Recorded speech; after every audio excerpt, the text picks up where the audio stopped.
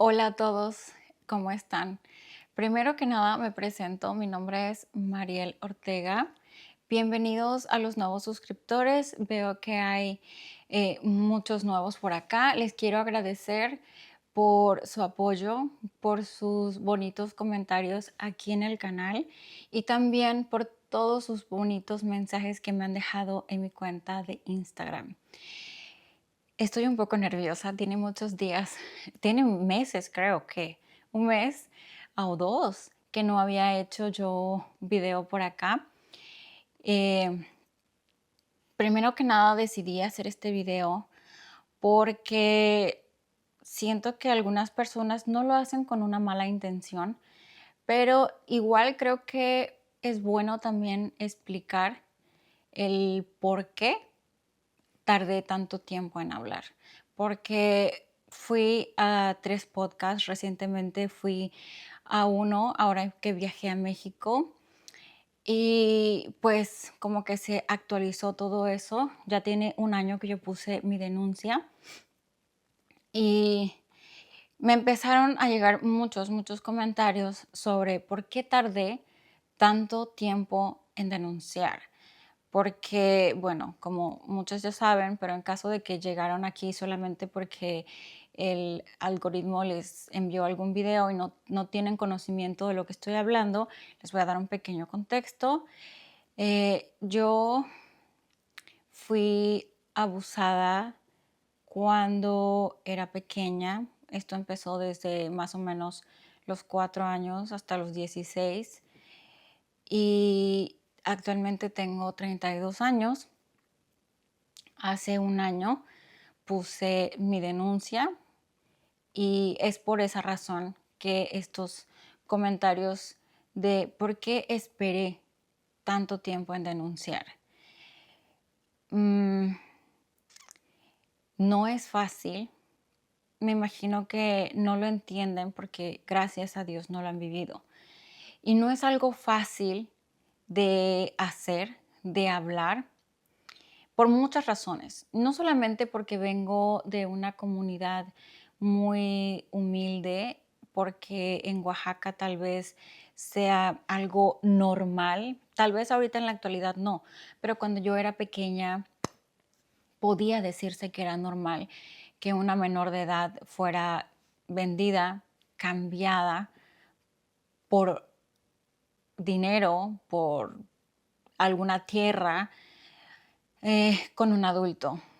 Ahorita creo que todavía sigue pasando, ya no es tan común, pero en mi infancia lo era. Nadie lo veía mal. Es como si una familia tenía muchas hijas mujeres y estaban pasando por una pobreza extrema, pues alguna de ellas, que en ese caso eran a veces las más grandes, las cambiaban con alguna persona que tuviera, no sé, dinero, la cambiaban por dinero, la cambiaban por sacos de maíz, frijoles, o sea, sí, de ese tipo de lugares vengo. Entonces, bueno, más allá de que se pudiera ver normal esto, yo no denuncié y ya lo he explicado, creo, en otros videos, pero sé que a veces es difícil encontrar esos videos en los que yo he explicado el por qué, así que les quiero aquí pues dar una actualización. Hubo muchas razones las que me hicieron no denunciar en cuanto me pasó. Para empezar, estaba pequeña. Les digo que los abusos empezaron desde los 4 años. Algunas dicen que no concuerdan, que porque a los 10, que porque a los 4. Los abusos empezaron a los 4 años porque a esa edad empezó mi padrastro a tocarme, ¿ok? Ya con eso es un abuso. El simple de hecho que te toquen sin tu consentimiento, siendo un menor de edad y un adulto te esté tocando tus partes íntimas o incluso te esté haciendo hacerle cosas a él o te diga con palabras algo indebido, es un abuso físico, psicológico, es un abuso. Entonces yo he sufrido abuso desde los 4 años, aún sin haber habido penetración. Estoy aclarando esto porque sí, incluso esos comentarios me han dejado que yo no debería de contar el abuso de los 4 años, sino desde los 10 que fue la penetración. No, el abuso se cuenta desde el día que te empiezan a tocar sin tu consentimiento. Bueno, aclarado ese punto, continuamos. Entonces, yo era pequeña, yo no sabía lo que estaba pasando, yo no tenía idea de que eso era algo malo o bueno o por qué sucedía. Yo no lo sabía. Sí, no tenía ese conocimiento. Yo me vine a enterar que todo eso no era bueno, que todo eso era mal, que no debía de pasar así por programas de televisión, por películas, por novelas, por libros que leía yo en la escuela, que te das cuenta que el príncipe azul no es un adulto de 40, 50 años y la princesa es una niña de 4. O sea, ahí te empiezas a dar cuenta. En una telenovela te das cuenta que los adultos se besan con otros adultos y no andan besando a niños. O sea, no es como que sale una telenovela y el protagonista tiene 40, 50 años y la protagonista mujer tiene, yo qué sé, 10 años. O sea, no sale eso en las telenovelas. Ahí es cuando yo me empecé a dar cuenta que eso no era lo correcto. Y bueno, yo obviamente se lo dije a mi madre no hizo más que pegarme y decirme que, primero, que era mentirosa, después, que a mí me gustaba, después, cuando yo le recalcaba que no me gustaba, decirme que era la única forma en la que yo tenía para pagarle a mi padrastro el techo, el alimento, que me enviara a la escuela, porque no era mi padre biológico y él no tenía ninguna obligación o responsabilidad en mantenerme. Y como yo era menor de edad y no trabajaba, no aportaba nada a la casa, era mi única manera de pagar lo que yo consumía.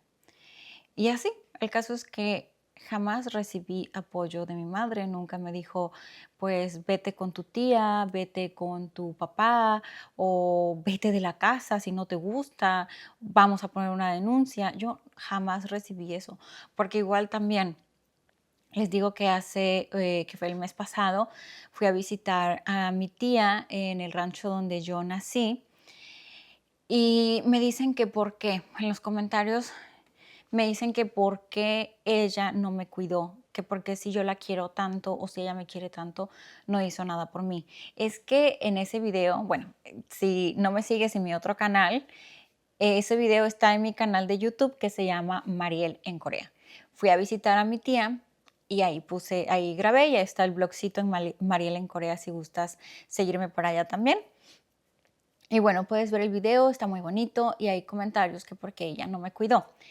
Yo nací en ese rancho que se llama Arroyo Metate, bueno, pueblo, en ese pueblo que se llama Arroyo Metate, pero yo no crecí ahí. Yo ahí estuve hasta como a los 3 años. Después mi mamá, que ya se había juntado con ese señor, eh, me llevó a vivir con ellos. Yo estaba en casa de mi tía con mi bisabuela porque mi mamá trabajaba en Tuxtepec, pero ella se juntó con este señor y bueno, como una buena mamá fue a buscarme. Em, y pues mi tía no se iba a negar porque mi tía, yo no estoy registrada con los apellidos de mi tía, ella no podía decir no te lleves a tu hija. Entonces, pues mi tía no pensó tampoco que iba a suceder eso, ¿verdad? Y bueno, yo por eso crecí en otra comunidad cerca de Tuxtepec, Oaxaca, pero tampoco soy de Tuxtepec, Oaxaca. Soy de Oaxaca, sí, pero no de Tuxtepec. Y crecí lejos de mi tía. El pueblo donde vive mi tía está, no sé, como a unas 4 horas, yo creo, aproximadamente, de donde yo crecí. Mi tía no tenía la manera de saber lo que me estaba pasando. No había teléfonos celulares, ni teléfonos de casa. No había manera de que yo le comunicara a mi tía lo que me estaba sucediendo. Ellos iban de visita a nuestra casa, sí, pero era muy raro que fueran a visitarnos. Y cuando llegaban a visitarnos era como que llegaban y se iban el mismo día. Yo no tenía oportunidad de estar a solas con mi tía y hablar y decirle. Y obviamente yo tenía mucho miedo de decir esas cosas porque yo sentía que a lo mejor ellas tampoco me iban a creer o tampoco les iba a importar. Porque si a mi madre no le importaba, ¿por qué a otras personas le iba yo a importar? Error. Ese es un gran error. Si tú también estás viviendo algo parecido a lo que yo viví, créeme que sí hay personas a las que les importas, sí existen. El hubiera no existe, tristemente, pero si yo hubiera hablado con mi tía y le hubiera dicho lo que me pasaba, yo sé que mi tía me hubiera apoyado. Ahora lo sé, antes no. Si yo pudiera regresar al tiempo, lo hablaría con mi tía, porque ahora sé que sí me ayudaría. Cuando yo me fui y tenía 16 años, yo llegué con mucho miedo porque pensé que mi tía no me iba a creer y me iba a regresar a casa de mi madre. Afortunadamente mi tía me creyó, no me regresó con mi madre y ella me ofreció ir a denunciar a mi padrastro. Y llegó una madrina con una amiga que era licenciada y ellas me ofrecieron ir a denunciar también. Fui, sí fui a fiscalía, pero no levanté la denuncia porque me dijeron que mi madre iba a ir presa también, la iban a detener por complicidad. Aun y cuando yo dije que el que me había abusado era mi padrastro. La persona que estaba tomando mi declaración me dijo que no importaba que yo estuviera solo denunciando a mi padrastro, pero la persona a cargo de salvaguardarme era mi madre y no lo había hecho. Con todos los detalles que yo le había dado, ella sabía perfectamente lo que estaba pasando. Al haber encubierto un embarazo, haberme fajado, haberme llevado con una partera, haber registrado a mi hija como hija de ellos dos, mi madre lo sabía perfectamente y era cómplice. Entonces yo entré en shock, me dio miedo, me dio terror saber que mi madre iba a ir detenida y mis hermanos, porque tengo como 9 hermanos, 9, 10 hermanos, ya ni sé exactamente cuántos son, pequeños.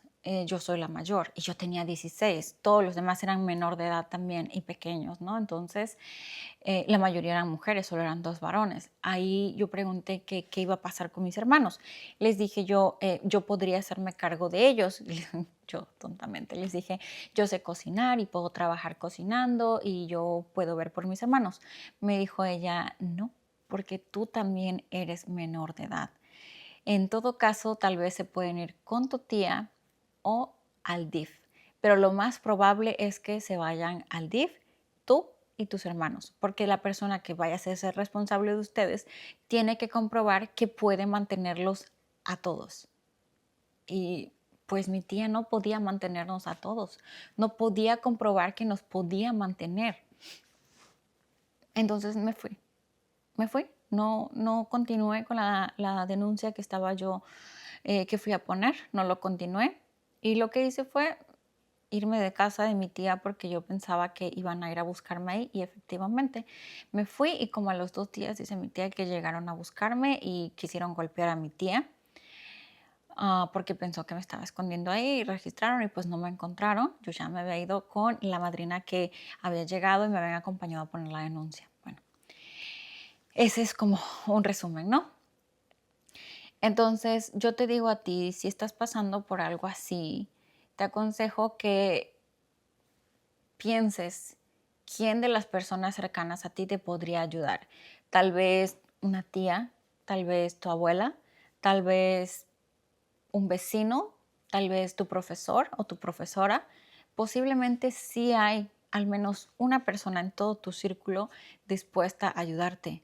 Por fortuna, ahorita las redes sociales, los teléfonos te pueden comunicar con más personas y pueden ayudarte. Ya no estamos como los tiempos de antes. Ahorita, por fortuna, sí puedes tener más herramientas para tener apoyo. Yo antes, con tanta ignorancia y con tanta falta de comunicación que había, no pensé en buscar a mi papá tampoco. Y él me buscó, porque igual he recibido comentarios que mi padre es el responsable de todo lo que me pasó. Y aquí solo hay una responsable, mi madre.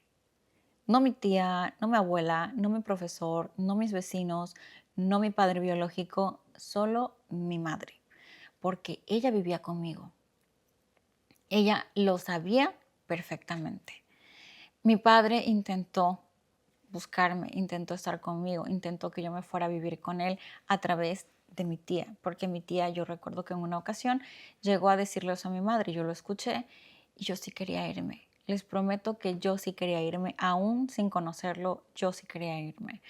Pero pues mi madre no lo permitió. Y estoy segura que si mi papá hubiese sabido lo que yo estaba pasando, por supuesto que me hubiera llevado y él me hubiera apoyado en poner una denuncia también. Yo estoy segura de eso.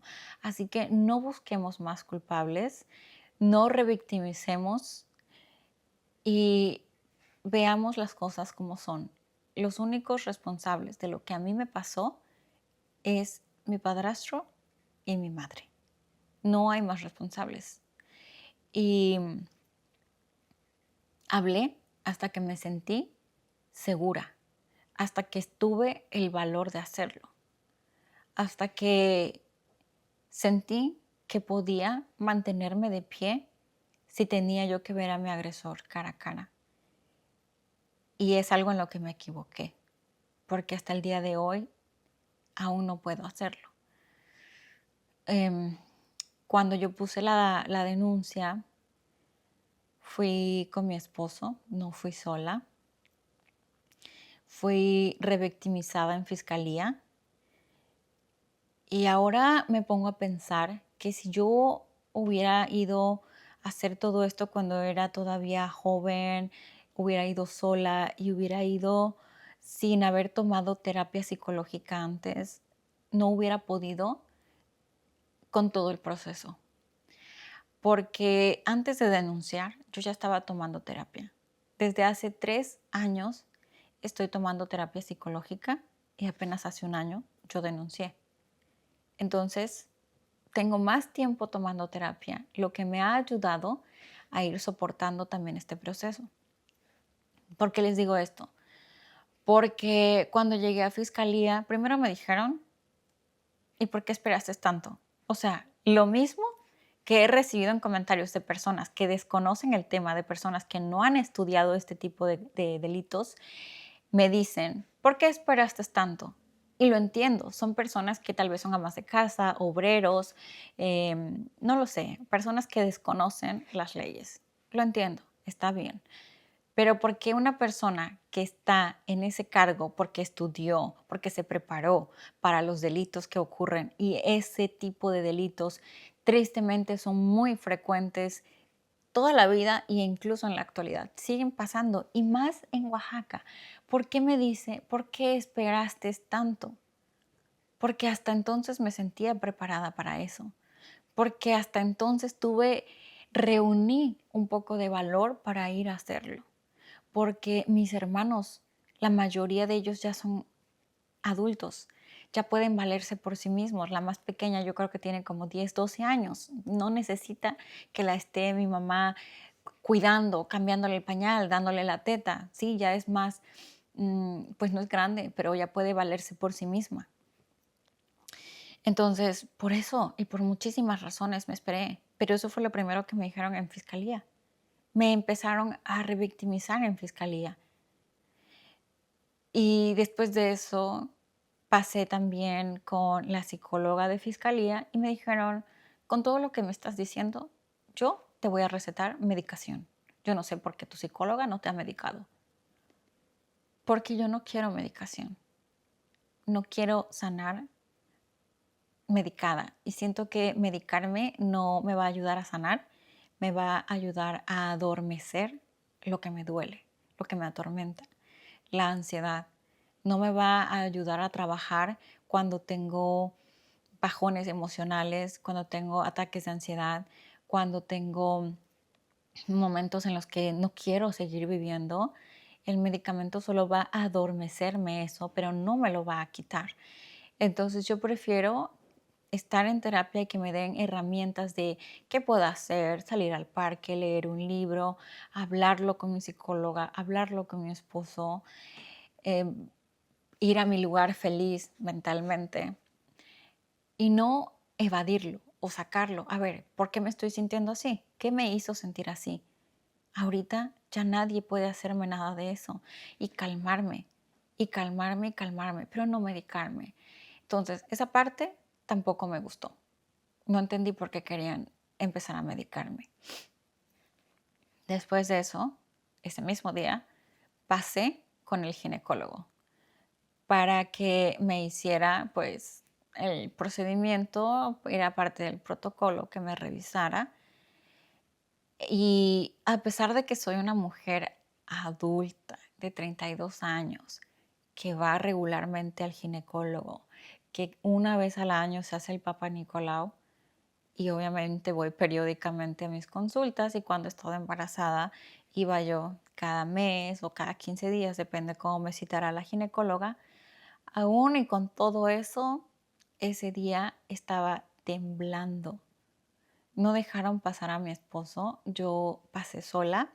El ginecólogo fue demasiado amable, no se propasó ni nada. O sea, no lo estoy diciendo como de que él me haya tratado de una manera que me hizo sentir incómoda. No fue así. Yo por todo lo que estaba pasando, por lo que todo, lo que implicaba la situación por la que estaba yo pasando ahí, como que entré en pánico y empecé a temblar, las piernas me temblaban, yo tenía ganas de llorar. Entonces imagínate, habiendo ya tomado 2 años terapia, habiendo ido con mi esposo, teniendo ya 32, bueno, 31 años tenía en ese momento, siendo una mujer que tiene una vida sexual activa, que va al ginecólogo regularmente, me puse de esa manera. Ahora imagínate una persona que es abusada y ese mismo día tiene que ir a que la revisen, a que la revictimicen, a tener que hablar todo lo que pasó, o al día siguiente. Por eso yo digo que no hay una fecha de vencimiento, no hay un calendario para el abuso. No deberías de decirle a una víctima, pero ¿por qué no fuiste el mismo día? Es que en cuanto te abusaron, tú debiste salir corriendo a fiscalía. No es lo adecuado. No sabes por todo lo que uno pasa. Es un proceso muy difícil y no me imagino cómo se sentirán esas víctimas que tienen que ir al mismo momento de que les sucede eso. Yo creo que yo no hubiera podido, definitivamente. Nada más llegué a rendir la declaración y ni siquiera terminé ni pasé a todo lo demás la primera vez que fui a fiscalía. Entonces, yo creo que lo mejor que pude haber hecho fue tomar terapia primero y después haber puesto la denuncia. Así que si tú también pasaste o estás pasando algo como lo que yo estoy pasando, yo te recomiendo que busques apoyo psicológico. Yo creo que también el gobierno debe de tener algunas instalaciones que ofrezcan terapia psicológica gratuita y si no, pues yo les puedo recomendar mi psicóloga. Ella me cobra nada más 500 pesos. Es una vez a la semana, o al menos yo la tomo una vez a la semana, pero puede ser o más veces o menos veces. Eso depende de ti, de tu bolsillo y de cómo te vayas sintiendo. La tomo en línea, es en español, ella está en Tijuana, pero te puede atender en línea sin problema. ¿Por qué te digo esto? Porque de verdad necesitas tener un apoyo. No es fácil ir así, a la y se va, solo porque la sociedad dice que no puedes esperarte más tiempo. No hay una fecha, no hay calendario para el abuso. Entonces, tómate el tiempo que necesites para hacerlo si es también lo que tú quieres hacer. No estás obligada a denunciar si tú no te sientes segura. Obviamente lo mejor es no darles la comodidad de nuestro silencio a nuestros agresores, pero si tú no te sientes em, preparada para denunciar, yo te recomiendo que te centres primero en ti. Tú eres lo más importante. Nada más importa más que tú, tu bienestar físico, emocional y mental. Eso es lo que más importa. Primero, asegúrate de tratar esa área y ya después puedes partir de ahí. Em, y una cosa que quiero también decirles es que se informen según las leyes de su país, porque yo sé que no todas son de México, me ven de otras partes del mundo. Muchas gracias. Entonces, investiguen cómo son las leyes en su país, al menos para las que me siguen en México. El abuso no prescribe siempre y cuando haya sucedido mientras tú eras menor de edad. No prescribe, ¿sí? Pero si ya eres mayor de edad y ocurrió un abuso, tienes 2 años para denunciarlo. Eso es lo que yo entendí. Em, si quieres denunciar y ya eres mayor de edad, pero esto ocurrió cuando fuiste menor de edad, todavía tienes tiempo para hacerlo. Tienes que acudir a donde ocurrieron los hechos. En mi caso, yo tenía que ir a Tuxtepec porque, pues, la comunidad donde yo crecí, que fue donde ocurrieron los hechos, pertenece a Tuxtepec, Oaxaca. Por eso fui yo ahí. Y ya te puedes ir informando a dónde podrías ir. Pero sí te recomiendo que tomes terapia, es muy importante y no vayas sola tampoco, porque no sabemos cómo te puedas poner, si te puede dar ansiedad, te puede dar un ataque de pánico. Lo mejor es que vayas acompañada de alguien, si tienes una amiga, tu pareja, tu esposo, eh, algún familiar, en alguien que te puedas apoyar, sería muy bueno que te acompañara. Y bueno, básicamente por esa razón es que yo esperé tanto tiempo, yo no me sentía lista para hacerlo. Primero fue por mis hermanos, que estaban pequeños y no quería que se fueran al DIF, ni yo tampoco quería irme al DIF. Y después de eso fue porque no me sentía lista, porque estaba yo pensando en qué momento mi madre se da cuenta que eso no es correcto y deja a su esposo, y yo quería una madre, siempre he querido una madre. Entonces yo estaba confiando en que mi madre algún día se diera cuenta que eso no estaba correcto, me buscara, me acompañara a denunciarlo y todos viviéramos felices para siempre. Jamás pasó y hasta la fecha ella todavía cree que hizo lo correcto, ¿no? Este, y cuando puse la denuncia y fueron detenidos, yo me sentí muy mal, me dio un ataque de ansiedad el saber que mi madre iba a ser detenida. Afortunadamente, como ya estaba yo en terapia, pude manejarlo. Después de eso, estuve presente en 2 audiencias. Fueron en línea porque vivo en Corea del Sur, pero a pesar de que fueron en línea, yo me sentí muy mal. Me dio un ataque de pánico y ansiedad. Si Pablo no hubiera estado conmigo, yo creo que igual y pudo haberme dado hasta un infarto tal vez, porque yo no podía respirar. Sentía que todo me daba vueltas, sentí náuseas, escalofríos, hasta diarrea. Me sentí muy, muy mal. En cuanto se prendió la cámara y lo primero que vi fue la cara de mi agresor, yo no lo había visto en 15 años.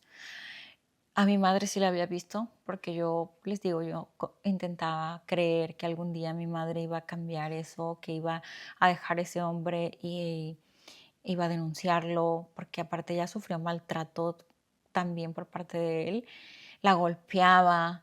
Entonces yo pensaba que tal vez ella, al ver que yo había ido de ahí, ella también iba a agarrar valor, lo iba a denunciar y íbamos a vivir juntas. Yo pensé eso, ¿no? Entonces yo a mi madre sí la había visto 2 veces en persona y había tenido comunicación con ella desde como en los 17 años hasta hace como 4 años yo dejé de hablar con ella. Tengo 3 años en Corea, sí, hace como 3 años, 4 más o menos, como 4 digamos, aproximadamente 4 años que no hablaba yo ya con ella. ¿Por qué seguí en contacto? Porque, si no han visto los demás videos, aquí les voy a decir, porque yo estaba, aparte de que estaba confiando en que algún día mi madre dejara a ese hombre, porque dejé a mi hija. ¿Por qué la dejé? Ya les he explicado muchísimas veces el por qué. Hay videos aquí abajo de eso. Eh, pero la razón mucho, así, la más importante es, no tenía mis apellidos y yo era menor de edad. Y no tenía un peso en la bolsa. Entonces, no me podía llevar a una hija que legalmente no es mía, ni tampoco podía llevarme a una bebé que yo no podía mantener porque ni siquiera sabía cómo me iba a mantener yo. Y después de haberme ido de casa de mi madre, después por cosas de la vida y andar buscando trabajo, llegué a casa de un tío. No son los tíos que salen en mis videos, estos tíos no han salido jamás en mis redes sociales. Me fui a Coatzacoalcos y ahí llegué a casa de un tío y este tío abusó de mí también y sus dos hijos igual. Entonces imagínate que si yo me hubiera ido con una bebé en brazos, así como abusaron de mí, obviamente hubieran abusado de ella también. Y bueno, en resumen es eso, ¿no? Entonces, pues yo seguía en contacto con mi madre para mandarle dinero a mi hija. Y al decir mandarle dinero, tampoco era como que yo ganaba el dineral. Yo en ese tiempo ganaba como 1,500 pesos. Pues yo cuidaba niños, entonces yo trataba de mandarle una parte y como yo vivía en la casa donde cuidaba a los niños, pues no pagaba renta. Entonces yo por esa razón seguía en contacto con mi madre para mandarle dinero a la niña, para ver que mi madre en qué momento dejaba a ese hombre, que mi madre se diera cuenta que yo, siendo una adolescente, sin haber terminado los estudios, podía yo ganar dinero. Ella también sabe bordar, sabe coser, ella sí terminó de estudiar, ella se tituló de secretaria de no sé qué, ella sí terminó de estudiar. Entonces ella también podría conseguir un trabajo razonable que nos diera por lo menos para comer o para pagar la renta. Sí pudo haber mi mamá salido adelante, simplemente era lo que conocía y ya. No quiero hablar por otras personas, yo no sé bien sus razones. Entonces, bueno, regresando al cómo me sentí en las audiencias. Pues me mandaron un mensaje que iban a empezar las audiencias, que me conectara, me conecté. La primera en conectarse fue yo. Después de eso se conectó el juez, pero se volvió a desconectar y me quedé yo esperando porque pensé que estaba fallando el internet o algo estaba fallando. Entonces yo me quedé ahí atenta y estaba yo acercándome a la cámara para ver si estaba funcionando bien mi aplicación y de repente, ¡fum!, se prende la cámara de donde estaban mis agresores, mi padrastro y mi madre. Y yo me quedé así, porque él estaba mirando fijamente también así y yo también. Y yo entré en shock, en pánico, en ansiedad. Yo dejé de respirar, sentía que no podía respirar, sentía que no me estaba pasando el aire a los pulmones, sentía que el techo empezaba a dar vueltas y Pablo estaba sentado enfrente de mí y empezó a ver que mi respiración era diferente. Y empezó a hablarme, me sentí tranquila porque volví al presente, volví en mí y me di cuenta que no estaba yo con ellos, que no era yo esa niña pequeña, que era yo en adulta, que estaba yo en otro lugar completamente distinto, lejos de él, que estaba mi esposo conmigo. Empecé a volver otra vez en mí y mandé mensaje a fiscalía y les dije, me voy a desconectar, no puedo seguir.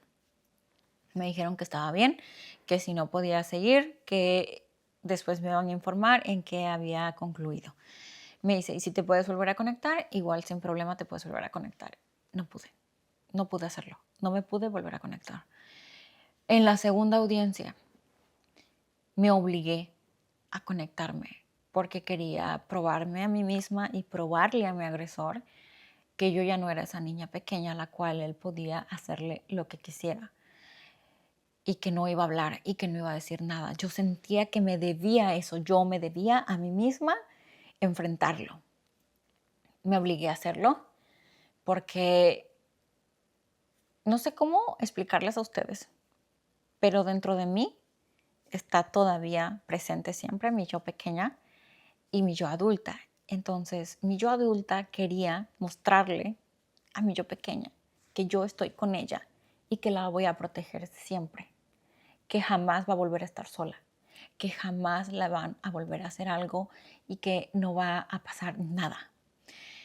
Y quería demostrarle a mi padrastro que yo ya no era esa niña pequeña, que yo había crecido, que yo no me voy a quedar callada y que iba a llegar hasta las últimas consecuencias por defenderme, porque estaba a un lado de mi madre que jamás me había defendido y que yo ahora, había crecido e iba a ser esa madre que no tuve y me iba a cuidar. Entonces me obligué a hacerlo. Traté de calmarme y fue muy difícil. Lo miré directamente a los ojos, le sostuve la mirada y él como que sonreía. No sonreír tal cual, pero sabía dentro de mí que él se estaba burlando, que él se estaba burlando de mí y creyendo como que no le iba a pasar nada. Pero me mantuve firme y la verdad no me importa lo que él pensó de mí, no me importa cómo lo tomó él, pero me importa cómo lo tomé yo. Y créanme que me sentí muy fuerte. Aunque después me tuve que desconectar porque no aguanté otra vez, me volví a sentir mal, ya no igual que la primera vez, pero sentí que tampoco debía exigirme más de lo que podía soportar. Lo único que quería probarme y probarle a mi agresor era que ya no era la misma persona. Yo ya no soy la misma persona a la cual él abusó. Quería demostrarme a mí que jamás voy a permitir que nadie me vuelva a tocar si yo no lo quiero, que nadie va a volver a hacerme algo y me voy a quedar de brazos cruzados. Eso quería probarme, porque no había vuelto a estar en situaciones como cuando era pequeña, ¿no? Y también van a decirme, bueno, porque ahora no denuncias también a tu tío y a tus primos, porque no tengo la prueba de eso y porque es un proceso muy largo y esto ocurrió en Coatzacoalcos, entonces yo tendría que estar viajando, tendría que ir a Coatzacoalcos, tendría que estar en audiencias allá y luego acá, y les repito, no tengo pruebas de eso, no tengo cómo probar eso. Tenía yo unos mensajes de mi tío, porque él me había pedido dinero prestado, yo le dije que cómo se le ocurría, con qué cara me pedía dinero prestado después de lo que me había hecho, y él me decía, pero es que, ay, no es mi culpa. Yo te vi ahí todo y tu culpa es tu culpa porque estabas muy rica. Es culpa tuya. Entonces, él me reconocía lo que había hecho, pero yo borré esa conversación. Me dio tanto asco y vergüenza y todas las emociones leer eso que borré la conversación. Ya ni siquiera con eso puedo probarlo. Y no quiero publicar fotos de él en mis redes sociales porque no sé qué me pueda perjudicar en temas legales si yo ando exhibiendo a una persona. Si he querido informarme con mi abogada y preguntarle si por lo menos podría hacerlo para alertar a personas que lo conozcan y tengan cuidado, pero la verdad por el momento mentalmente no me siento preparada para enfrentar ahora eso. Pero a veces sí me pongo a pensar si alguien más estará sufriendo por culpa de él, porque él incluso violó a su propia hija y la embarazó. Entonces sí es una persona que debería uno de tener cuidado de estar cerca de él, pero no sé de qué manera mm, hablar ese tema, darle visibilidad en mis redes sociales y que no me vaya a perjudicar. Voy a investigarlo porque sí considero que esto, más allá de sanarme, más allá de compensarme algo, creo que es algo que puede ayudar a prevenir algunas posibles víctimas. Y si alguien ya fue víctima de él, que lo denuncie, que no se quede callada, que no tenga miedo. Pero ¿cómo puedo comunicarme si hay alguien que fue víctima de él? Pues no puedo, porque no saben que es mi tío, ¿verdad? No saben que yo también fui abusada por él. Entonces sí estoy pensando en tomar cartas en el asunto sobre eso, pero les repito, no tengo prueba de eso. La conversación que yo tenía con él la borré. Y he querido buscarlo en Facebook y hablar otra vez con él y ver de qué manera sacarle esa conversación, pero mentalmente todavía no me siento lista para hacer eso, ¿no? Entonces, ¿por qué las víctimas tardamos tanto tiempo en hablar? Porque algunas víctimas no estamos listas para hacerlos. Incluso hay personas, hay víctimas, hay sobrevivientes que tardan 10 años, tardan 20 años, 40 años y hay víctimas que nunca lo han hablado ni lo hablarán. Es algo que se lo quedan ellas. No hay calendario para el abuso. No hay una víctima perfecta que denuncie según como la sociedad considera que es lo adecuado. Porque también he recibido mensajes y comentarios de, ¿ya para qué? Ya tienes una vida feliz en Corea y tienes a tu familia feliz. ¿Ya para qué haces esto? Para mí, para mí yo pequeña. Ella merece justicia. Yo ahorita estoy en Corea del Sur con mi familia, mi esposo, teniendo una vida tranquila, pero mi yo pequeña todavía no tiene esa vida tranquila. Ella todavía tiene miedo. Ella todavía merece justicia. Ella todavía merece que alguien la escuche, que un adulto la escuche, que un adulto vea por ella, que un adulto la cuide. ¿Quién es ese adulto? Yo. Por fin lo entendí. Nadie más va a ver por mí, yo pequeña, más que yo misma. Me estoy convirtiendo en el adulto que yo pequeña necesitaba. Entonces yo voy a hacer todo lo que esté en mis manos para darle la tranquilidad, el amor y la paz que ella necesita. No le exijas a una víctima que haga las cosas según tú creas, según tú hayas hecho, porque también he leído de que si tú no lo viviste no tienes derecho a opinar, pero también hay comentarios que dicen, yo lo viví y yo hice esto y yo. Nadie tiene derecho a comentar de qué manera un sobreviviente, una víctima, tiene que hacer las cosas. Ni porque tú lo hayas vivido te da el derecho de decir lo que tú debiste hacer. Porque me dicen, yo también sufrí abuso, yo también tuve un hijo o dos o tres y me los llevé cuando me fui. Porque tú no te llevaste a la tuya, porque tú y yo no somos la misma persona.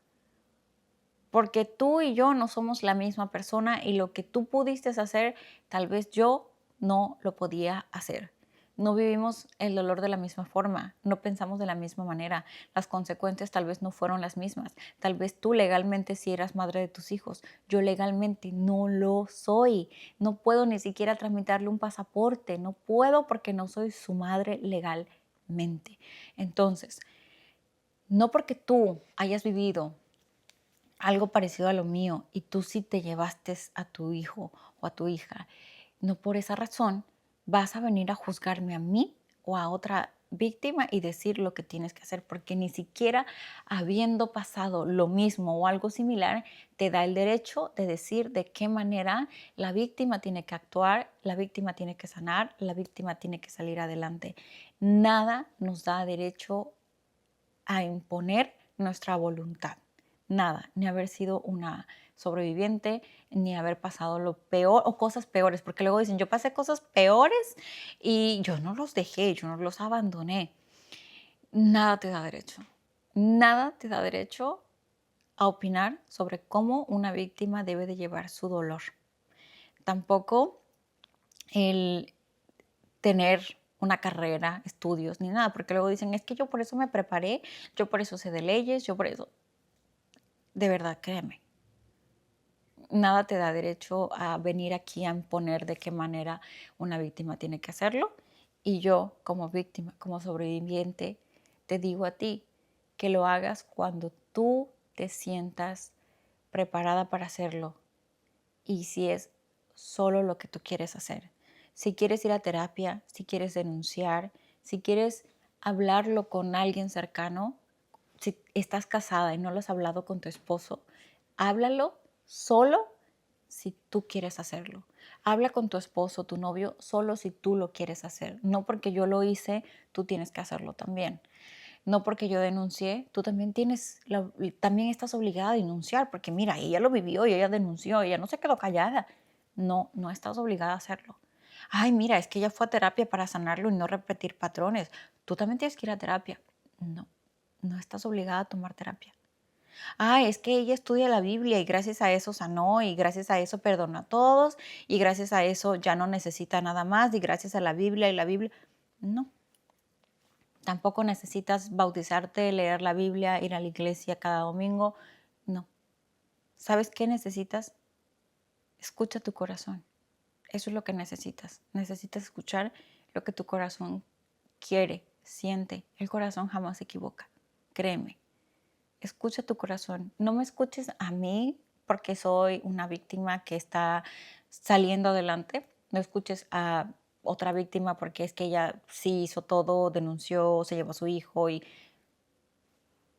no escuches a la sociedad. Escúchate a ti misma porque tú lo viviste. Yo fui víctima de abuso desde la infancia, pero no por esa razón me tienes que escuchar a mí. Tienes que escucharte a ti porque yo no estuve en tu lugar. El abuso que viví lo viví yo en este cuerpo, yo. Pero yo no viví tu abuso. Tú no viviste el mío. Por más que seamos o hayamos vivido abuso, no lo vivimos de la misma manera. No somos iguales. No tenemos la misma manera de afrontar los problemas. Em, Tal vez tú sí pudiste haber denunciado al día siguiente, yo no pude. Tal vez yo me tardé 10 años en denunciar y tal vez a ti te tome 15, pero ni tu abuso ni el mío son iguales, pero tampoco son menos. Ningún abuso es menos, ningún abuso es más, ningún sobreviviente es el adecuado ni está haciendo lo mejor según la sociedad. Yo creo que cada uno está haciendo lo mejor según cómo podemos. Hay víctimas que no lo han hablado con nadie, ni siquiera con su pareja. Y no porque yo lo hice público y fui a 3 podcasts y lo hablo cada que puedo en mis redes sociales, no por esa razón tú también estás obligada a hacerlo. No tienes por qué hacerlo. Yo lo estoy haciendo público porque fui señalada públicamente. Públicamente fui tratada como una mala hija y egoísta. Públicamente mis hermanas hicieron un montón de cuentas falsas para estar diciendo que yo era una mala hija, mis padres estaban viviendo en extrema pobreza y yo dándome una vida de lujos en Corea del Sur, viajando y que era una mala hija. Públicamente fui señalada y empezaron a estarme diciendo, es que deberías de ver por tus padres. Ok, les voy a aclarar por qué no estoy obligada a ver por unos padres que no han sabido ser padres. Y después de eso empecé a recibir mensajes que también habían vivido abuso, que no sabían cómo hablarlo, que se sentían con la obligación de seguir hablando con sus padres. Y sentí que era una manera de yo también sanar, porque cada vez que lo hablo, siento que una carga se me quita, siento que un peso se me quita de encima, siento que respiro con más tranquilidad. Yo sentía que andaba de puntillas y ahora siento que puedo andar libre, siento que puedo libremente decir, no quiero ver a mi madre, no quiero hablar con mis hermanas, no quiero compartir lo que tengo, esto es mío, esto me lo he ganado yo, esto lo he trabajado yo, esto lo he vivido y sufrido yo. Yo no tengo por qué andar llevando de viaje a mis hermanas, a mi madre, no tengo por qué compartir el dinero que tengo con nadie. Sí, me siento libre de poder decir eso.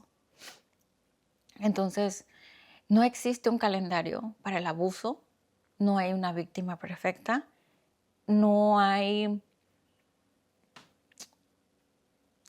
una manera de complacer a la sociedad, no la hay. Por eso lo único que debes hacer es complacerte a ti, escuchar tu corazón y no escuchar lo que la sociedad dice. Porque si ahorita yo publico en mi Facebook, en mi Instagram o en cualquier otra red social, ¿cuándo creen que es el mejor momento para denunciar un abuso?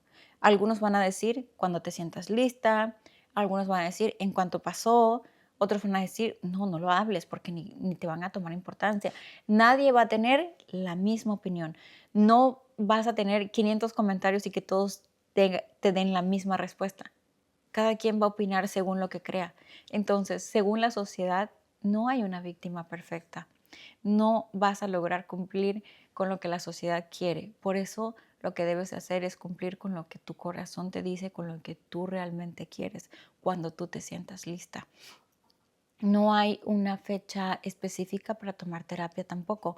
No porque yo la tomé hace 3 años, quiere decir que tú ya estás tarde. Puedes tomarla hoy, puedes tomarla el mes próximo, puedes tomarla el próximo año, cuando tú te sientas lista. No importa que ya tengas 50 años, todavía puedes tomar terapia. Incluso mi psicóloga dice que ha ido a hospitales cuando tiene pacientes que la buscan porque ya están en sus últimos días y toman terapia, incluso en sus últimos días, incluso en una cama de hospital. No hay una fecha tampoco para tomar terapia, ni hay una fecha para hablar sobre tu abuso, ni tampoco hay una fecha para sanarlo. Tu abusador no puso una fecha específica para abusarte, ni tampoco puso una fecha específica para parar el abuso. Entonces, no hay una fecha para denunciar, no hay una fecha para hablarlo, no hay una fecha para tomar terapia, no hay una fecha para sanar. Y tampoco creas que en cuanto vayas a terapia ya vas a olvidar todos tus traumas, tampoco sucede así, todo es un proceso. Hay días en los que te sientes que nada ha pasado y hay días en los que sientes que todo pesa demasiado.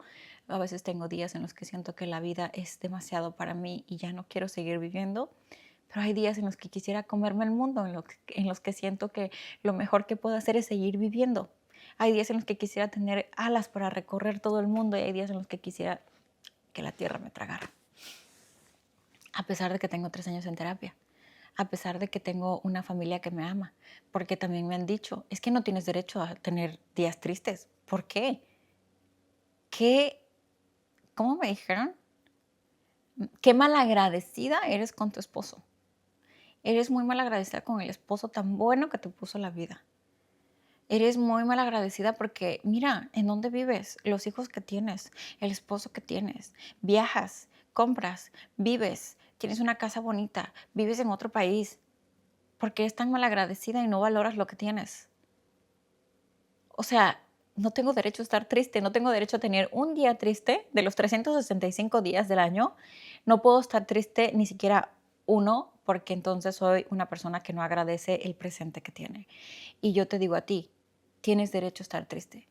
Tienes derecho a sanar, tienes derecho a vivir, tienes derecho a ser madre, tienes derecho a ser esposa, tienes derecho a tener amigos, a vivir, a triunfar, a comerte la vida, pero también tienes derecho a tener 1, 2, 3, un mes, los días que necesites para estar triste también.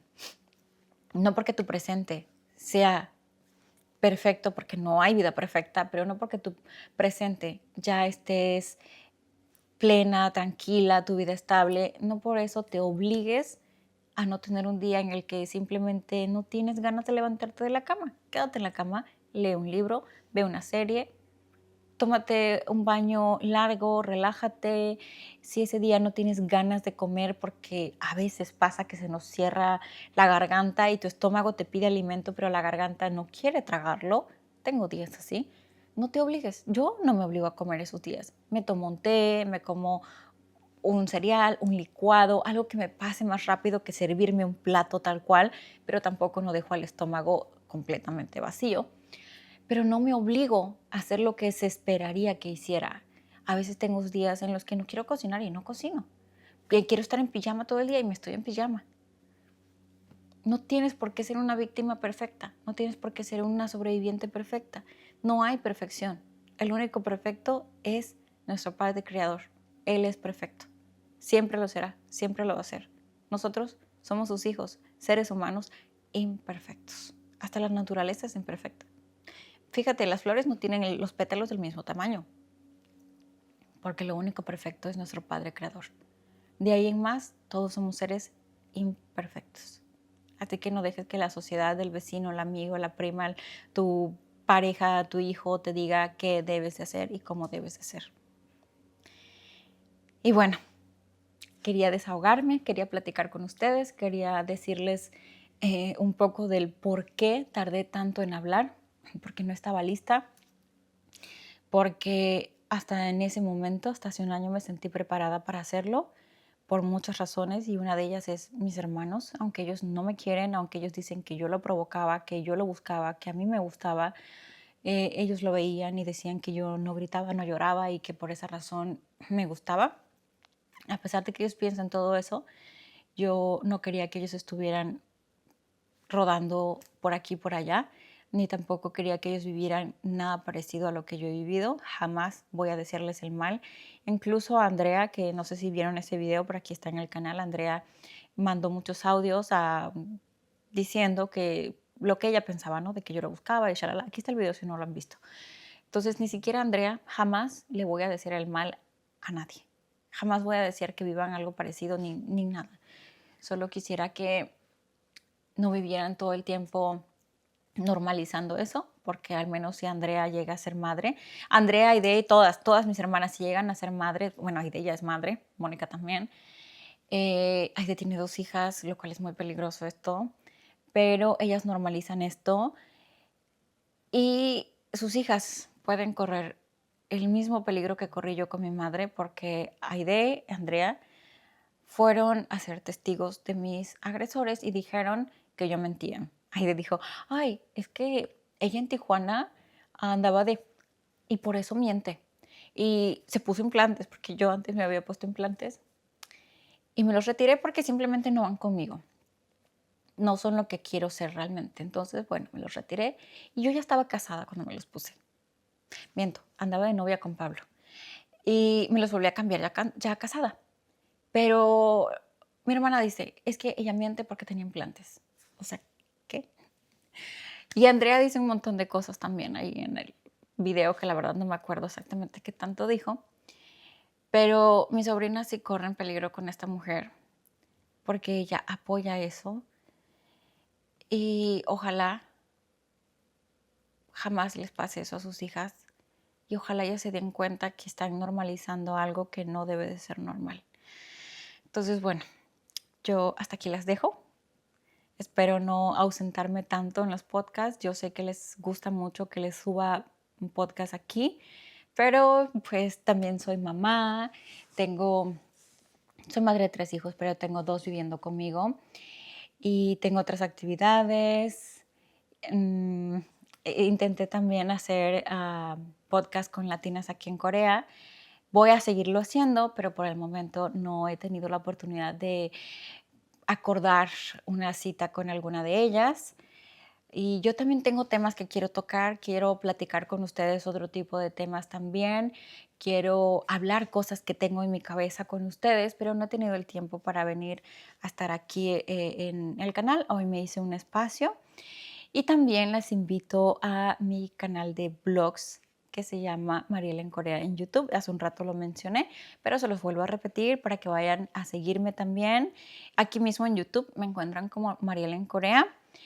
Subo blogs casi a diario, trato de que sean constantes, pero pues a veces también no tengo mucho tiempo para grabar. A veces se me olvida que estoy grabando y tengo solo 2 clips y yo, porque a veces también viene mi suegra o salimos a comer y nos ponemos a estar plática y plática y plática y se me olvida que estoy haciendo vlogs, pero bueno, igual si quieren conocer a mi esposo, a mis hijos y a mi suegra, y a la abuela de Pablo, que es mi esposo, aquí en el canal de YouTube Mariela en Corea van a encontrar muchos videos muy bonitos con ellos, con mis hijos, con mi esposo, mi suegra, la abuela de Pablo, lugares que he visitado en Corea del Sur, cómo es mi casa. Les tengo tour de mi casa también, tour de la casa de mi suegra. Ahora que fui a México, grabé varios vlogs también. Fui a la casa donde nací. Si quisieran conocer la casa donde yo nací, pueden ver esos videos, están en mi canal de YouTube. Y bueno, muchísimas gracias por estar aquí. Les agradezco muchísimo todos sus mensajes tan lindos. Los abrazo, los quiero muchísimo, muchísimo, muchísimo y nos vemos en un siguiente video. Bye.